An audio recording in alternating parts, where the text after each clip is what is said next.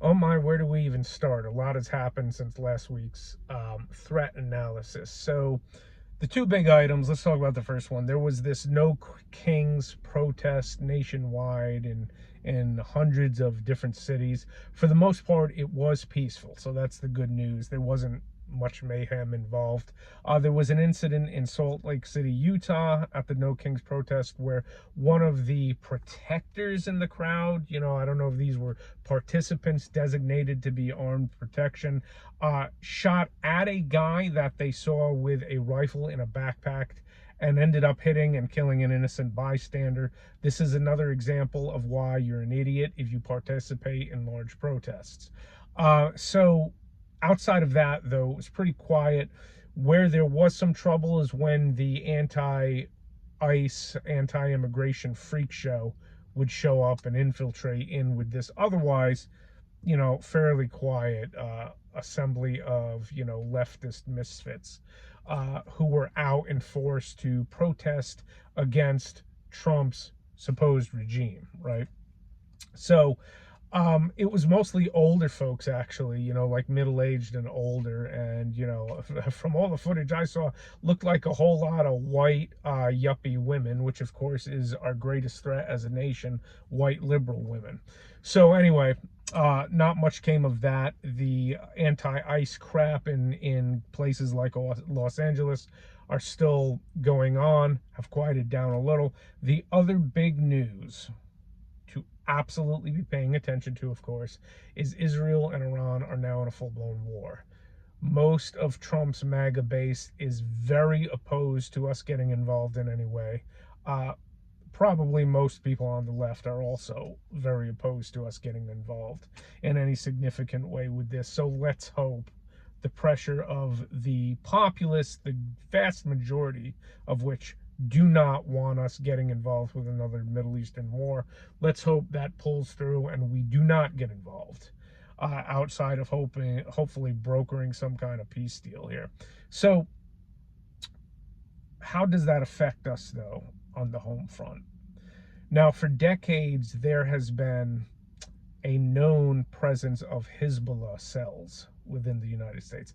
Hezbollah, of course, is the group, the terror group formed in Lebanon, supported by Iran for all of these decades, which has really been completely crushed and greatly diminished in Lebanon. Not completely crushed, but severely diminished because of Israel's attack on them, of course, the whole pager thing and all of that.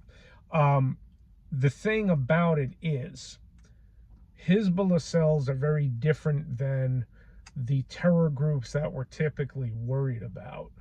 So Al Qaeda and ISIS, those Sunni extremist factions, have always been overtly hostile to the West, and they commit the vast majority of terror-related attacks we've seen in either Europe or the United States.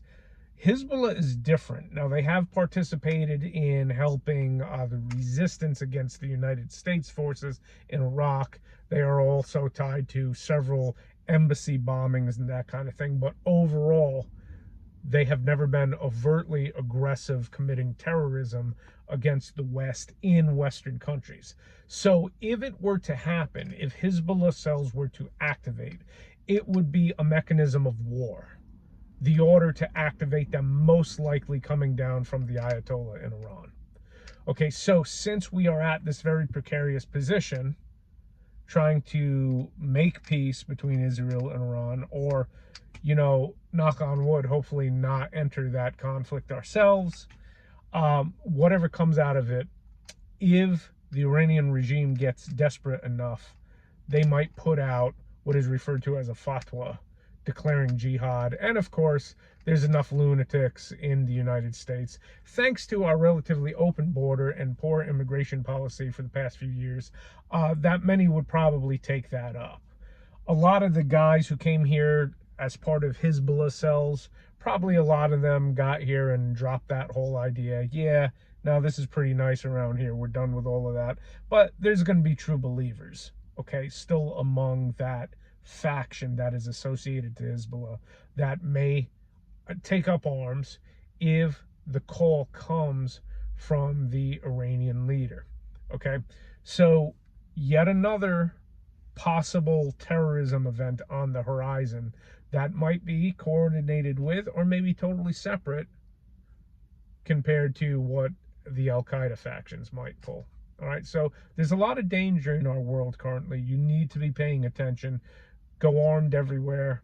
Avoid the horrible places that disarm you, and we all know how those roll politically, right? And you don't want to get partisan. Well, it's very partisan when it comes to that. Okay, stay in places that don't disarm you.